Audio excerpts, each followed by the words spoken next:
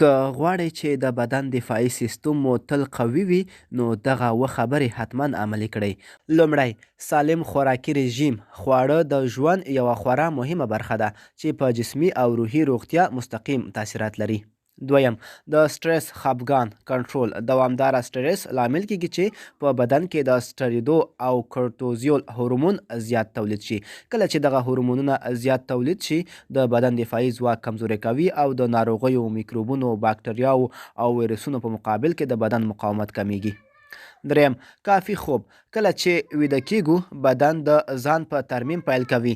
په همدې اساس آرام او کافي خوب د بدن دفاعي سیستم په پیاوړتیا کې مهم رول لري. د ښې روغتیا لپاره آرام خوب لازم دی. څلورم، منظم ورزش. ورزش په مزمنو ناروغیو د اخته کېدو ګراف کموي، لکه شکر ناروغي، د وینې لوړ فشار، چاغښت او د زړه ناروغۍ چې په نړۍ کې زیات وګړي له همدې ناروغۍ ژوند له لاسه ورکوي. پنځم، لکه الکولي او نشهیي توکي ځان ساتل. نشهیي توکي د بدن مقاومت له منځه وړي. هغه کسان چې زیات الکول څښي یا نور نشهیي توکي کاروي د بدن دفاعي سیستم یې کمزوری کیږي.